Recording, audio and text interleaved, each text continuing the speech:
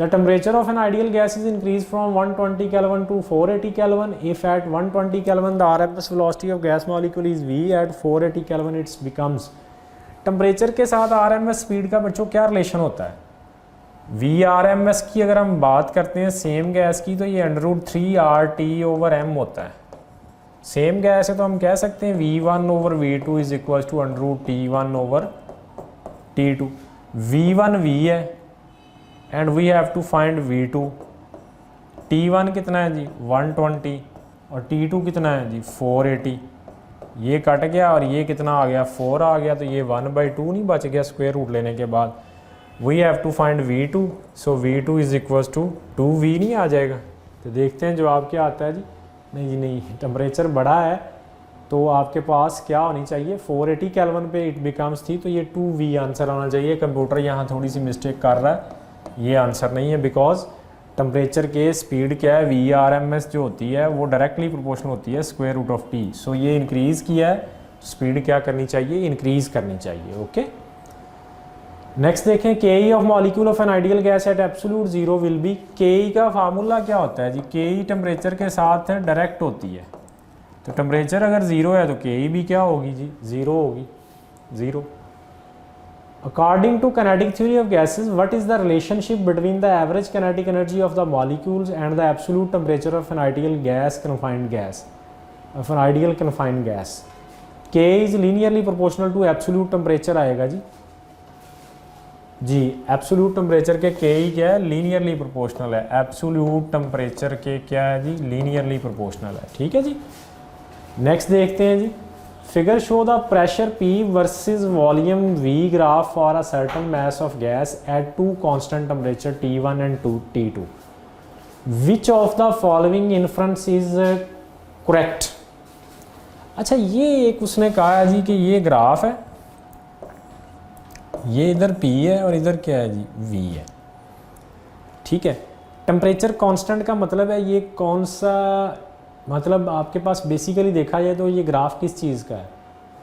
ये isothermal graph है। Isothermal में हमें पता है कि P डायरेक्टली प्रोपोर्शनल होता है V के, और P/V इक्वल्स टू क्या होता है, सॉरी मैं उल्ट कर गया हूँ, P is inversely proportional to V है और PV इज इक्वल्स टू किसके होता है जी कांस्टेंट के। एंड यू नो ये कांस्टेंट जो है ये कौन डिफाइन करता है? ये कांस्टेंट जो है जी ये डिपेंड करता है, ये कांस्टेंट डिपेंड करता है किस पे? On T and M। अब M सेम है दोनों केसेस में, फिक्स गैस है, तो फिर T पे करेगा ना डिपेंड, टेम्परेचर पे। जिसका टेम्परेचर ज़्यादा होगा उसमें ये कांस्टेंट प्रोडक्ट क्या होगा ज़्यादा होगा। तो अब हमने देखना ये है कि इसमें देखें तो ये प्रोडक्ट किसका ज़्यादा आ रहा है, ये इसका ज़्यादा आ रहा है PV या इसका? तो भाई इसका PV देखेंगे तो इसका PV एरिया ज़्यादा आएगा और इसका PV एरिया क्या आएगा कम। सो T2 जो है वो it should be greater than T1। तो देखें जी यही जवाब है जी आपके पास, T1 is less than T2। ठीक है जी, तो कांस्टेंट जो बॉयलर में जैसे टेम्परेचर बढ़ता जाएगा ये ग्राफ आपका जो है ये ज़्यादा टेम्परेचर, ये उससे भी ज़्यादा, ये उससे भी ज़्यादा, ये उससे भी ज़्यादा। अगर आप कहें जी टेम्परेचर फिक्स है फिर ये ग्राफ ऐसे मूव करे तो इसका मतलब क्या है? फिर मैस चेंज हो रहा है, मैस क्या कर रहा है इंक्रीज कर रहा है। नेक्स्ट देखते हैं जी। The root mean square speed of molecule of different ideal gases maintain at same temperature. Different ideal gases हैं, रूट मीन स्क्वायर स्पीड की बात हो रही है। अभी हमने इसका रिलेशन देखा था 3RT/m। टेम्परेचर सेम है तो मॉलिक्यूलर मास डिसाइड करेगा ना। अगर गैसेस डिफरेंट है तो सबके मॉलिक्यूलर मास क्या होंगे? डिफरेंट होंगे। सो VRMS क्या होनी चाहिए? डिफरेंट होनी चाहिए।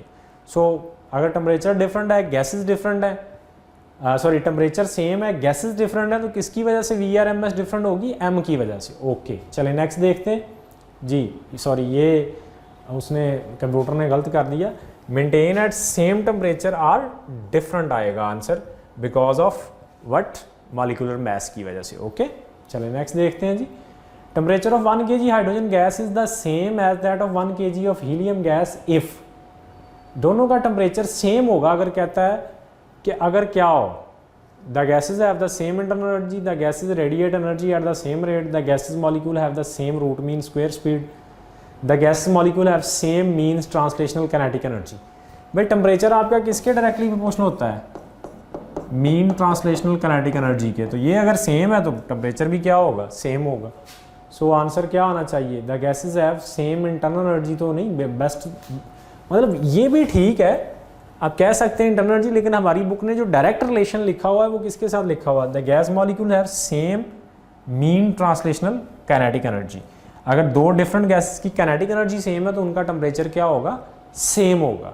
ठीक है, so best answer is this one. Okay, when a car is drive through some distance which of following increase for the gas inside the tire of the car। जब car का tyre कुछ time तक drive करते हैं आप, तो उसके अंदर जो एयर मॉलिक्यूल हैं वो थोड़ा टेम्परेचर उनका राइज करता है, जिसकी वजह से उनका प्रेशर क्या करता है जी, इंक्रीज करता है। तो टेम्परेचर राइज करेगा तो प्रेशर, टेम्परेचर राइज किया, पी भी बढ़ेगा, काइनेटिक एनर्जी भी चेंज होगी आपके पास। ठीक है, और काइनेटिक एनर्जी भी, सारा कुछ चेंज होगा ना फिर। मतलब टेम्परेचर राइज किया तो पी राइज कर जाएगा, टेम्परेचर राइज किया तो के ई भी राइज कर जाएगी। सो दैट्स वाई, यही वजह है कार थोड़ी देर चलने के लिए टायरों के बाद टायरों की हवा, एयर जो उनमें प्रेशर है वो खुद ब खुद ही बढ़ जाता है। ठीक है, the amount of heat required to raising the temperature of 1 kg of substance through 1 Kelvin is called. जी क्या कहेंगे जी, the amount of heat required to raising the temperature of 1 kg of substance through 1 Kelvin is called specific heat है जी आपके पास। ठीक है जी, क्या होगी जी, ये स्पेसिफिक हीट होगी। और मोलर कर देंगे तो 1 kg की जगह क्या आ जाएगा, यहाँ पे 1 मोल आ जाएगा। अगर हम इसे क्या कर देंगे, मोलर स्पेसिफिक हीट कर देंगे। N ideal gas undergoes N isothermal process starting with the pressure of P1। ये है जी आपके पास कितना है जी, 2 × 10⁵ है। और V1 ये है जी आपके पास, which of following might be the pressure and volume of the final state.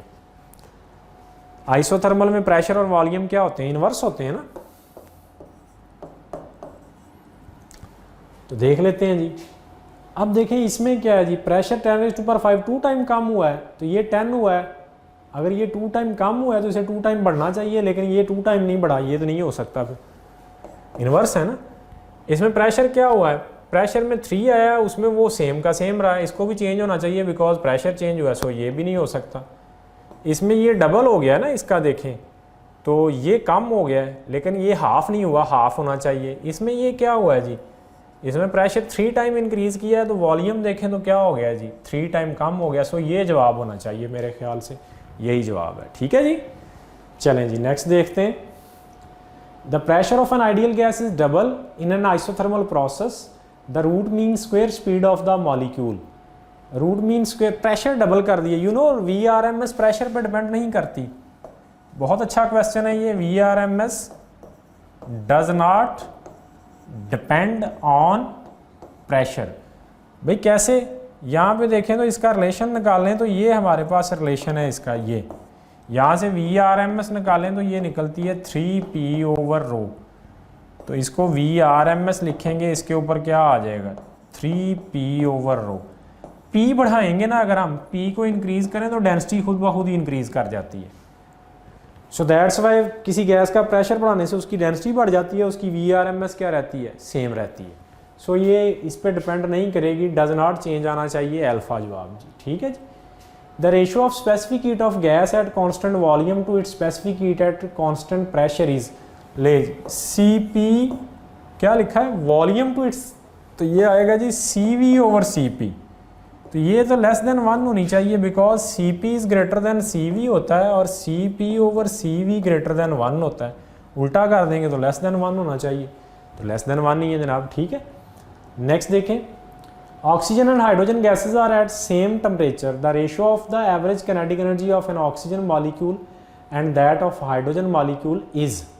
Temperature same है तो उनकी काइनेटिक एनर्जीज की रिलेशन भी सेम होगी because T1 is directly proportional to Ke1 और T2 is directly proportional to Ke2। Divide करेंगे तो वो भी क्या आएगी, सेम आएगी। तो रेशो क्या आएगी, 1:1। जो रेशो टेम्परेचर की आएगी T1/T2 की सेम है अगर, तो Ke1/Ke2 भी क्या आएगी जी, ये भी सेम आएगी जी। ठीक है जी। सो नेक्स्ट देखें। The following 4 gases are at same temperature in which gas do the molecules have the maximum root mean square speed. सारी टेम्परेचर सेम है, क्या है जी, टेम्परेचर सेम है, रूट मीन किसकी ज़्यादा होगी, v r m s is equals to 3RT/m। ये सेम है तो ये डिसाइड करेगा ना।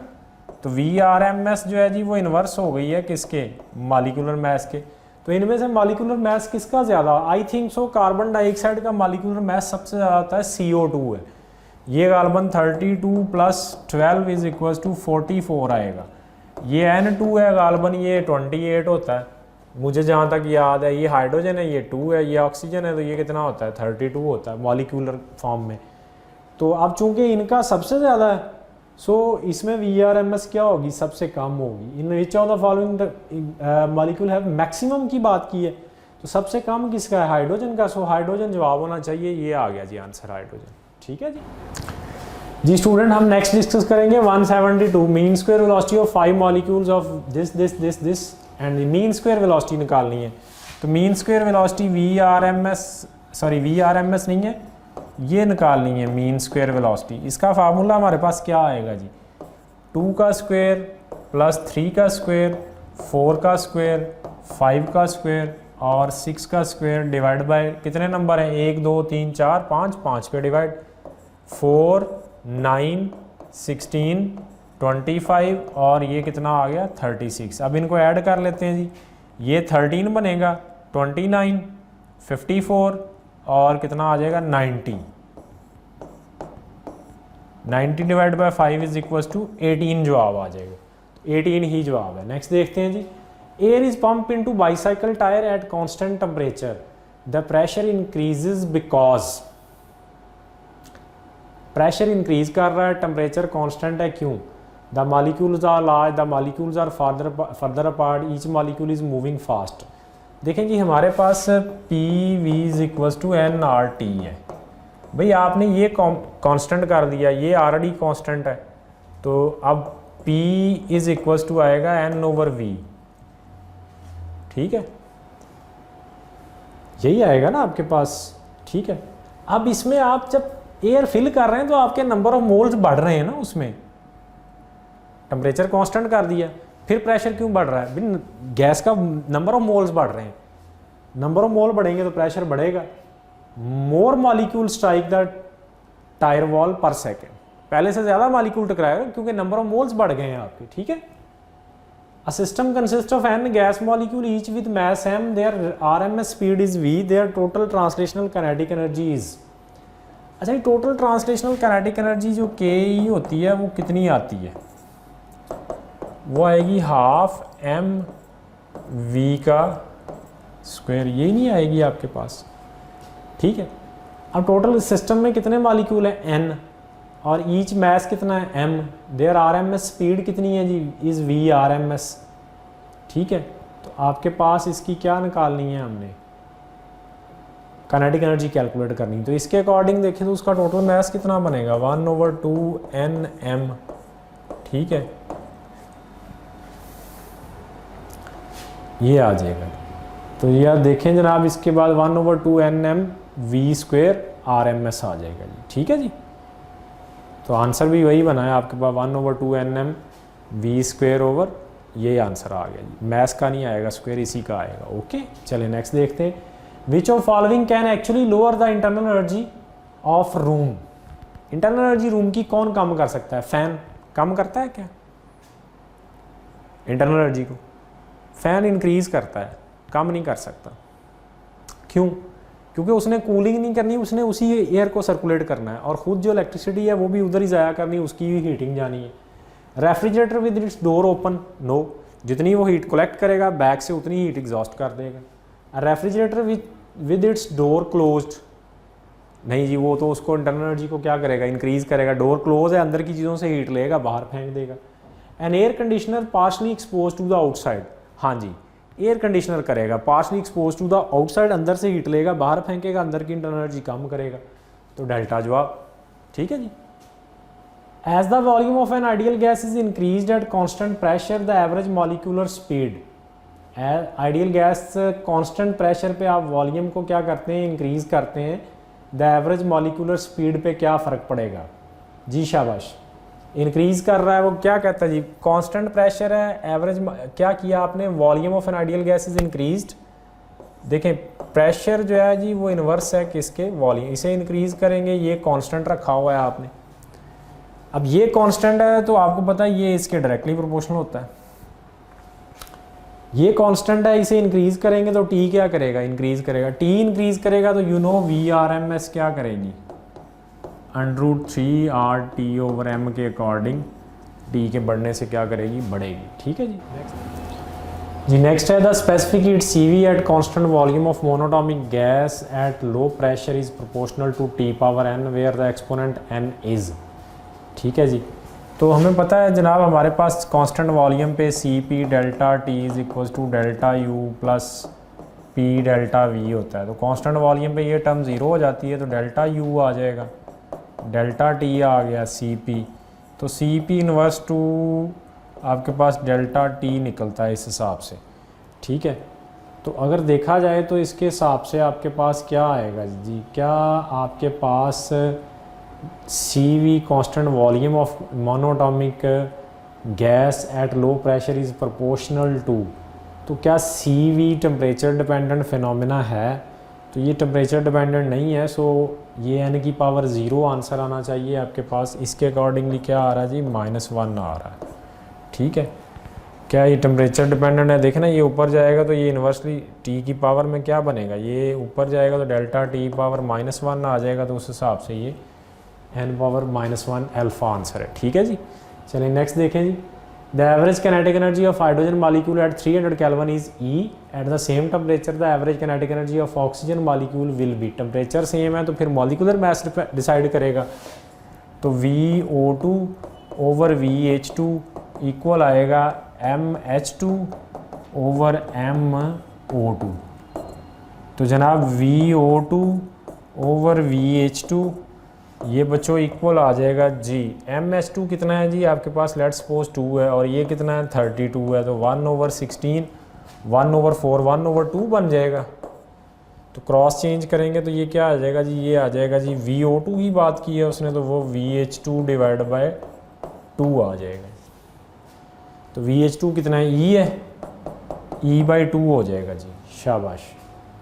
तो E/2 क्या कह रहा है जी, the average kinetic energy of hydrogen molecule at 300 kelvin is E।